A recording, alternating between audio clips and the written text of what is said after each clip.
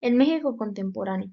El México de la posrevolución es el México que surge a partir de la reconstrucción del país, reconstrucción que implicó la cimentación de un nuevo régimen político que creó las bases para la configuración de un Estado moderno y democrático que proporcionó estabilidad política y social a la nación. A partir de 1940, México inició una etapa de formación de una nación moderna e industrializada. Manuel Ávila Camacho. Gracias al modelo económico adoptado por el presidente Ávila Camacho, la economía mexicana tuvo una gran mejora y todo esto debido a que en la Segunda Guerra Mundial la demanda de los bienes mexicanos se elevó, dando como consecuencia a que nuestro país se convirtiera en el principal exportador de productos de los países europeos. Manuel Alemán Valdés. El presidente siguió con el modelo económico utilizado por su antecesor y así la economía mexicana se mantuvo en buen estado y todo esto se notó en la infraestructura alrededor de todo el país. Se logró el aumento considerable de su red de carreteras, vías férreas y otras obras públicas. Se mejoraron los sistemas de riegos y creció el reparto agrario. Al impulsar la industrialización del país se favoreció a la inversión privada, se diversificaron las industrias automotrices, de motores, de electrodomésticos y cadenas hoteleras, etc. Adolfo Luis Cortines. Se logró estabilizar durante largo tiempo, trató de combatir la corrupción que se tenía en el gobierno anterior y así dio inicio a la nueva era de austeridad y moralización, obligando a los funcionarios corruptos a que declararan sus bienes antes de iniciar sus labores y que se pudiera investigar el origen de la fortuna de quienes poseyeran propiedades superiores a sus ingresos económicos. Adolfo López Mateos. Otorgó a los trabajadores el pago del aguinaldo, así como el de PTU. Construyó el centro hospitalario 20 de noviembre del ISSSTE y unidades habitacionales como el conjunto urbano Noalco, Tlatelolco o el conjunto habitacional Unidad Independencia en la delegación Magdalena Contreras. También se modernizaron aeropuertos, redes telefónicas, telegráficas y de comunicaciones. El ferrocarril Chihuahua-Pacífico conectó el norte del país con la costa del Pacífico, entre otras cosas.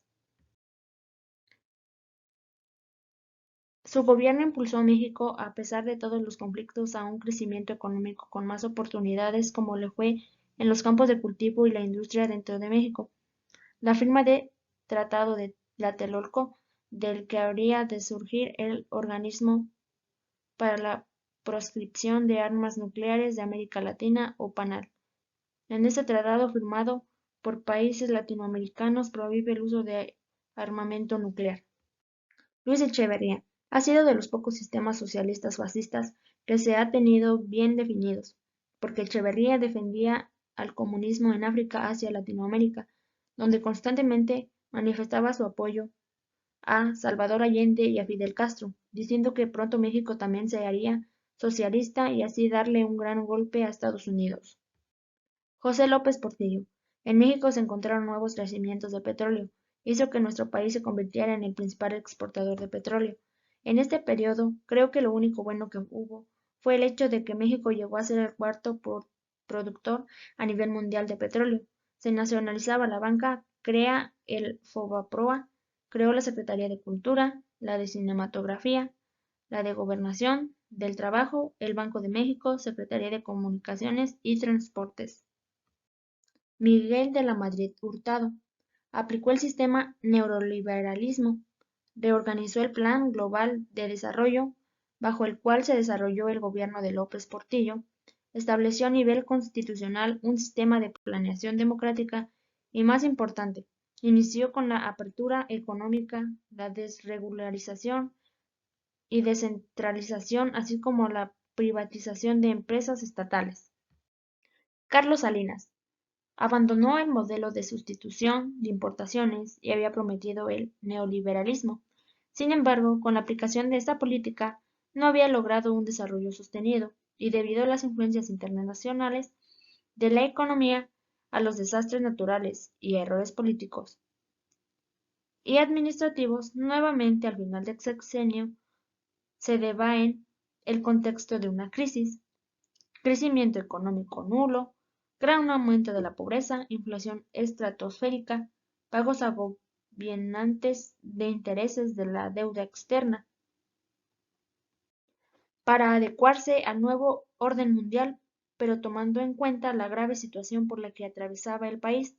El gobierno de Salinas de Gortari proponía un neoliberalismo con rostro social que beneficiara no solo a las clases poseedoras del capital, sino también a los más pobres. Ernesto Zedillo.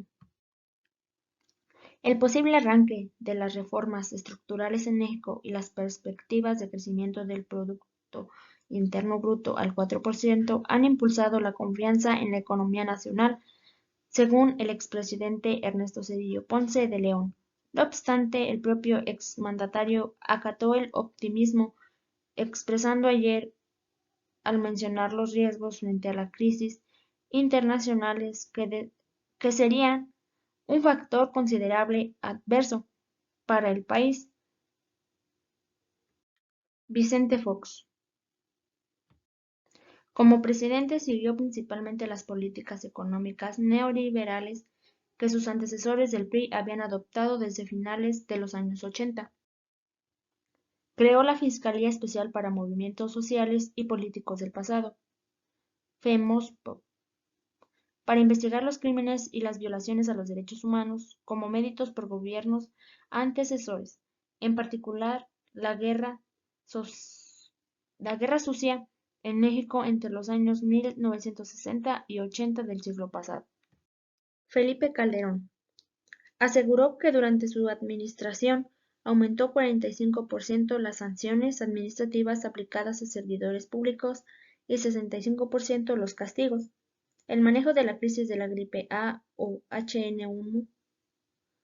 Organismos internacionales como la ONU y la Organización Mundial de la Salud (OMS) reconocieron el papel de Calderón y del gobierno mexicano en esta emergencia en 2009, que dejó casi 19,000 muertos en todo el mundo. Fue incapaz de ofrecer crédito a las pymes en el país y conservando el último lugar en la participación del financiamiento de las empresas en México.